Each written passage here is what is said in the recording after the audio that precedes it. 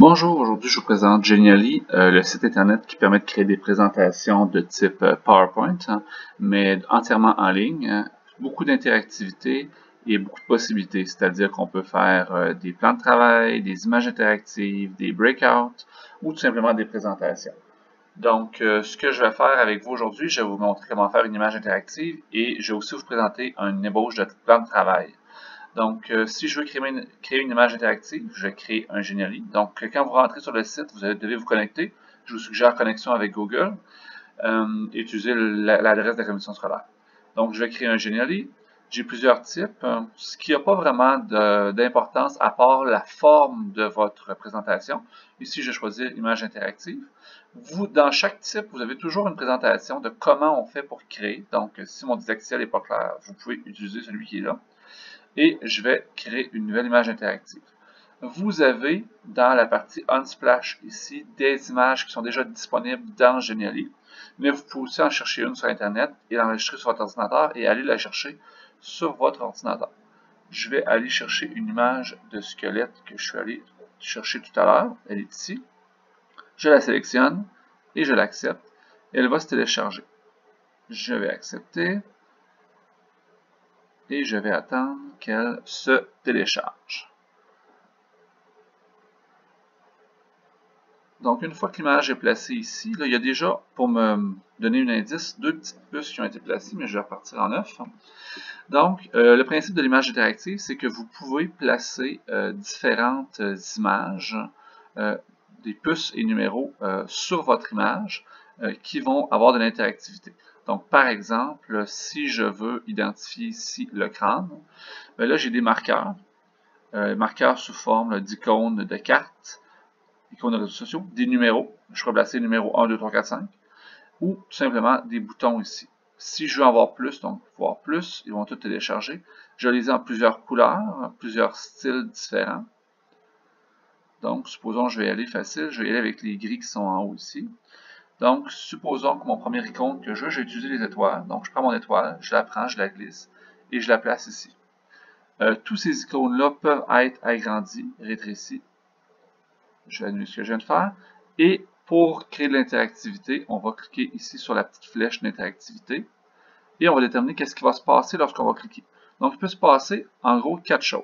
Soit on affiche une étiquette. Donc, c'est-à-dire que quand on passe au-dessus avec une souris de l'icône, il va s'afficher une bulle. Mais si on travaille sur un téléphone ou sur un iPad, ça va très mal, donc je ne vous suggère pas l'étiquette.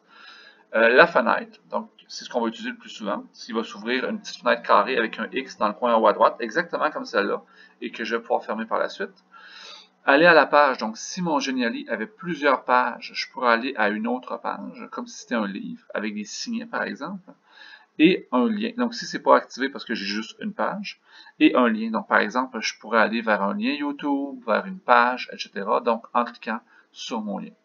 Ici, je vais utiliser la fenêtre, puisque c'est ce que je vais faire la plupart du temps, donc fenêtre, et je peux identifier, donc je choisis la grosseur de la fenêtre, disons que je la mets petite, et par exemple, je vais laisser crâne, et puis je donne des infos sur le crâne et ses fonctions, par exemple.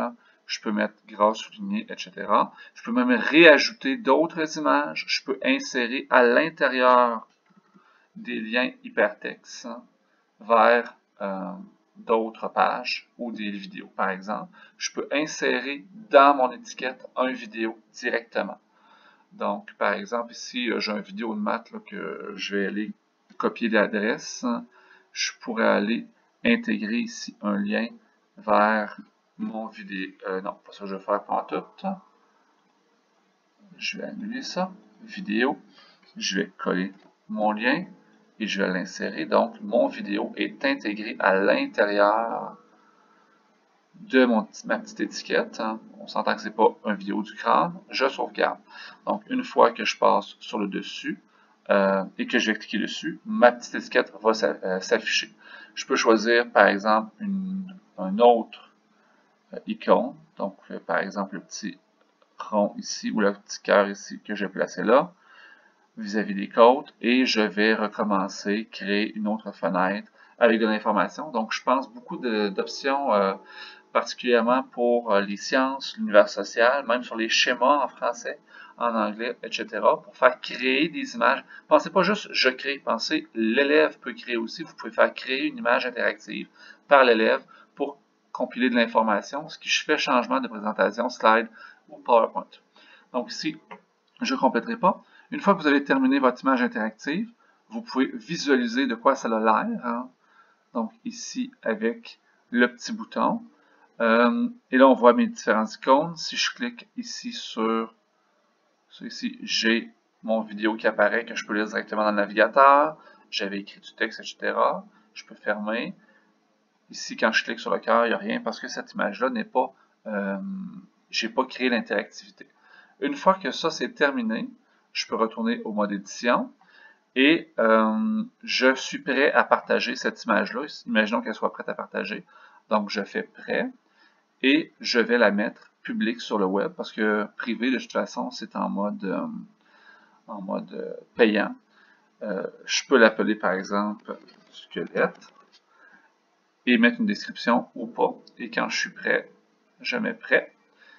Et je peux soit regarder de quoi ça a l'air, hein, la partager ou télécharger, mais c'est une option payante. Donc si je partage, ça me donne un lien ici, et c'est ce lien-là que je vais copier et que je vais pouvoir partager à mes élèves, soit par Classroom, soit via un Bitly pour raccourcir le lien, ou encore sur les réseaux sociaux. Donc, c'est comme ça, ou par un code QR, par exemple. Donc, c'est comme ça qu'on crée une image interactive. Si je retourne à l'intérieur ici de mon Genially, tout s'enregistre toujours en temps réel sur Genially. Vous allez voir mon image interactive. Ce que je voudrais vous présenter aussi, c'est un ébauche de plan de travail. Hein. Donc, voilà de quoi ça a l'air, ce que j'ai fait pour l'instant. Donc, j'entre. Je suis parti d'un modèle qui est fait par Genially. Je n'ai pas travaillé très fort là-dessus. Donc, imaginons que je parte un plan de travail pour mes élèves en secondaire 1. J'aime beaucoup travailler en plan de travail parce que ça permet, lorsqu'on s'absente, les élèves savent qu'est-ce qu'ils ont à faire, ils sont habitués au mode de fonctionnement. Donc, je travaille depuis quelques mois toujours en plan de travail. Donc, par exemple, si je clique ici, ça mène vers un index, donc des semaines, par exemple. Donc, la semaine du 30 mars au 3 avril. Si je clique ici, il ne se passe rien parce que je n'ai pas créé l'interactivité. Et il ne se passe encore rien quand je clique sur les dates du 30 mars au 3 avril. Donc, comment est-ce que je peux travailler un plan de travail? Donc, je suis ici dans un Genially. Si je regarde à gauche mes pages, j'ai 3 pages pour l'instant. Donc, une page d'accueil que vous avez déjà vue, la page d'index, et une page différente pour chacune des semaines, par exemple. Donc, ma page ici, ma flèche qui apparaît, je clique sur l'icône d'interactivité et elle m'amène à une page. Elle m'amène à la page index. J'ai coché ça ici, le petit crochet. Je sauvegarde. Je peux naviguer entre mes pages soit en sélectionnant à gauche hein, ou encore en utilisant les flèches dans le bas ici. Donc, supposons que j'ai ma page numéro 2. Donc, ma page numéro 2 ici devrait, donc ça, cette icône-là devrait me ramener à la page titre. Hein. Donc, si je veux cliquer ici, je vais à la page, à ma page Home, donc ma page titre. Je sauvegarde. Et là, mon petit icône d'interactivité devient en bleu. Ça veut dire qu'il y a une interactivité qui se fait. Lorsque l'élève va cliquer ici sur 30 mars au 3 avril, hein, il doit aller quelque part. Où est-ce qu'il va aller? Il va aller à la page ici, qui s'est indiqué en haut 30 mars au 3 avril. Là, le titre dans le bas n'est pas très bon. Je vais vous montrer comment le changer. Donc, je sauvegarde, je clique ici, elle devient en couleur, et je sauvegarde. J'ai maintenant une interactivité.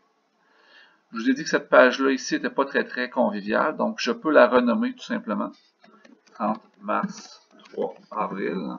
Donc, ce qui va me permettre de mieux la retrouver plus tard. Donc, si je vais en mode visualisation, je suis à cette page-là. Si je clique sur mon bouton Home, je m'en retourne sur mon plan de travail. Si je reclique ici, je reviens à mon index. Et si je clique sur la date du 30 mars au 3 avril, je me rends à cette page-ci. On va retourner en mode édition. Donc, ma page du 30 mars au 3 avril, je vais aller l'éditer. C'est-à-dire que, par exemple, ici, c'est mon cours 1. Donc, de cette semaine-là. Ben, qu'est-ce que les élèves vont faire? Ben, moi, en mathématiques, c'est pas la même chose. Donc, notion, note de cours, page 2, 3. Ensuite, exercice numéro 2 à 5, auto-correction. Et tout ça, je peux le rendre interactif. Donc, regardez, je vais faire ça beau, je vais faire ça gras souligné, etc.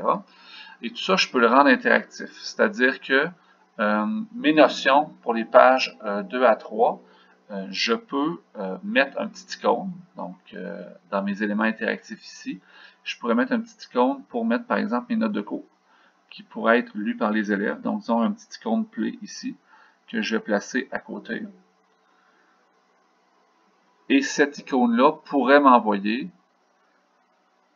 à lien Internet mes notes de cours, là, ici. Ah non, c'est pas ça que je voulais. Donc, je vais aller, par exemple, sur ma page YouTube ici, que j'avais tout à l'heure, et je vais aller copier ce lien. Et je vais aller le mettre dans mon édition ici. Donc, voilà, j'ai une interaction qui se fait. Donc, j'ai mon petit icône play à côté. Pour mes exercices et mon autocorrection, les élèves pourraient aussi avoir à aller voir les exercices d'autocorrection. Ce qui peut être bien pour ça, c'est par exemple d'utiliser un lien vers un dossier qui serait sur votre drive. Donc, je vais vous montrer comment faire. Donc, supposons que je m'en vais sur mon drive, ici. Dans mon drive, j'ai créé un dossier que j'ai appelé plan de travail. Il pourrait avoir un autre nom. Dans mon dossier plan de travail, tout ce que j'ai mis, c'était un icône, là, juste pour vous montrer, qui s'appelle questionnaire. Donc, je vais retourner sur mon plan de travail, ici. Donc, je vais le partager, plan de travail. Je fais un clic droit. Je vais faire partager. Je veux obtenir un lien de partage. Et vous devez absolument, si vous voulez que ça fonctionne bien avec les élèves, changer les paramètres en allant chercher plus ici et le mettre activé public. Ça veut dire que n'importe quelle personne qui a le lien, qu'elle soit dans la commission scolaire ou pas, elle clique sur le lien, elle va arriver. Parce qu'on sait que les élèves, par exemple, sur leur cellulaire, ne sont pas connectés sur leur adresse de la commission scolaire. Donc, il faut utiliser ça comme possibilité. Donc, on enregistre et il est en mode lecture de toute façon. Donc, une fois que j'ai ça, je vais copier le lien et je vais le mettre dans ma présentation ici. Et comment je peux le mettre? Ben, je peux mettre un lien. Donc, à ce moment-là, c'est clair, par exemple, que autocorrection, par exemple, le corriger pour être disponible sur mon drive. Je mets une icône trombone et je mets en interactivité un lien et je colle mon lien vers mon drive. Vous avez toujours deux choix, ouvrir dans un nouvel onglet, ouvrir dans le même onglet. C'est toujours mieux de choisir dans un nouvel onglet. Donc, je vais sauvegarder ça ici. Sinon, ce que j'aurais pu faire aussi, ce qui est le fun des fois, c'est d'utiliser dans les éléments interactifs, dans le bas complètement, vous avez ce qu'on appelle une zone invisible. C'est-à-dire que si je prends ça ici, je le glisse, ça fait un petit rectangle bleu que je pourrais par exemple mettre par-dessus cette partie-là. Le rectangle bleu pâle, on ne paraît pas lorsqu'on se met en mode visualisation, il est invisible. Mais, et ça ici, je pourrais mettre l'interactivité que quand je clique dans cette zone-là de la page, ça m'amène aussi à mon dossier que j'ai créé tout à l'heure. Donc, si je me mets en mode visualisation, donc si je clique par exemple sur cette icône-là ici, ça va m'ouvrir une note de cours sur YouTube. Si je clique sur ça ici, ça va m'ouvrir un dossier sur le Drive où je vais avoir accès par exemple à un questionnaire, à un corrigé, donc à plusieurs ressources qui sont pertinentes pour ce cours-là. Ensuite, il faudrait que je configure ces derniers boutons-là. Donc ici, je peux configurer mon bouton Home pour aller à la page. Je vais l'amener à l'index ici, ce serait logique. Et je peux aussi configurer, par exemple, ce serait un bouton d'aide. Moi, je ferais par exemple afficher une fenêtre et je dirais, petite fenêtre, pas nécessaire, de plus gros que ça. Si tu as des questions, contacte-moi via l'application avec une belle faute. Remind. Donc, remind.com, groupe classe. Donc, par exemple, pour mon groupe 202, son mon identifiant, c'est A commercial. Et dans mon remind ici, c'est ED484H. Et je peux même copier mon lien. Je vais vous montrer pourquoi après. ED484H. Et vous pouvez créer ici un lien Internet où vous allez mettre directement un lien qui va envoyer à remind.com pour qu'il joigne la bonne classe. Donc, je vais sauvegarder. Donc, un élève, je le mets en mode visualisation, qui cliquerait sur l'aide ici. Sur des questions, contacte-moi là. Il y a le site internet et j'ai un lien pour joindre ma classe. Donc, à ce moment-là, les élèves sont autonomes, peuvent nous poser des questions et ça met une belle interactivité, puis ça rend les élèves vraiment plus autonomes. Donc, voilà pour notre capsule sur Geniali. Tout ce qu'il reste à faire, c'est, comme je vous l'ai montré tout à l'heure, cliquer sur Prêt, Public. Voilà, on est prêt et on partage. On copie le lien ici et on le partage aux élèves via courriel, on l'envoie aux parents, on le partage en classe et une fois que c'est fait, les élèves deviennent autonomes. Donc, c'est tout pour aujourd'hui.